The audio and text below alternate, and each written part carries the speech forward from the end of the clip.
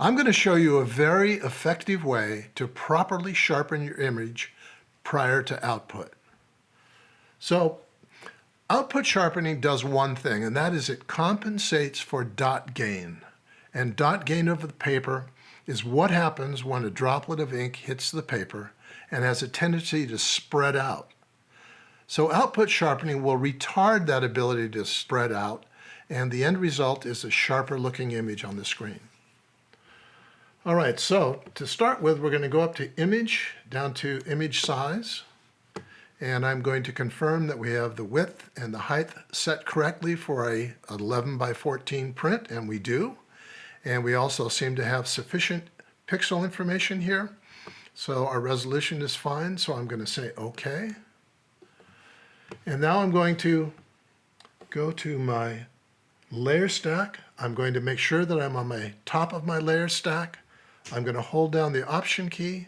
I'm going to do the drop-down menu on the side of the layer palette, and I'm going to move down to Merge Visible, and keeping my Option key down, I'm going to say Merge Visible. Okay, we've now created what is called a stamp layer or a composite layer. I'm going to give that a name, OS, output sharpen, underscore, and there's the size of the print, 1114. And then we're going to put in the name of the paper, which is Baryta.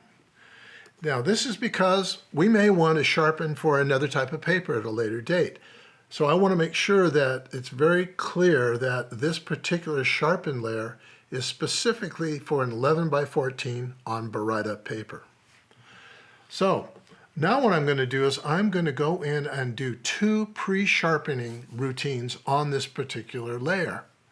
And the reason I'm doing that is the ultimate and final sharpening on this particular image is going to be a high-pass filter. The high-pass filter has a tendency to kind of ignore the finer detail in the image. It tends to concentrate on large edges. So by going in and over-sharpening the fine detail in this image, it will give the high-pass filter something to grab onto and to sharpen. So we're going to start by going into our filter, down to sharpen, down to unsharp mask, and I'm going to begin with 500% and a 0.2 to start with.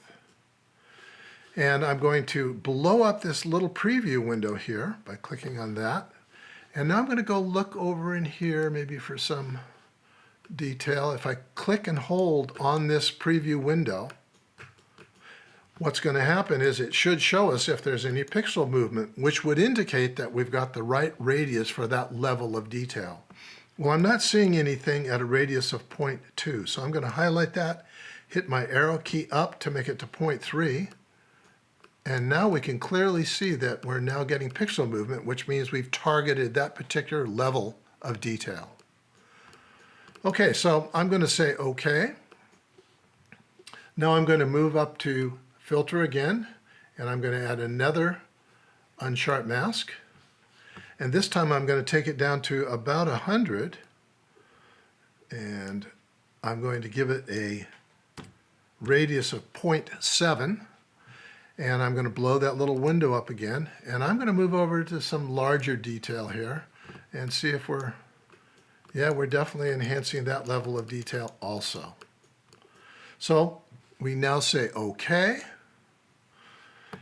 And now we're going to change the blend mode of this layer to overlay.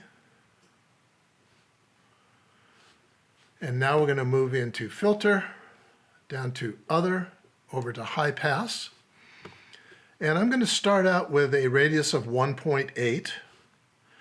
And we want to make sure that we're able to properly preview this. And we can't do that at 66.7, so what we're going to do is Command minus, and we're now down to 50%, the zoom level here. That's very important. If you look at this at another resolution, you're not going to get a very accurate idea of how the sharpening is going to appear when ink hits paper. So at 50%, it does give you a much closer approximation of what the sharpening is going to do, although it's not perfect, but it's going to be a lot better than 100%. At 100%, you're going to probably misjudge the amount of sharpening 100% of the time.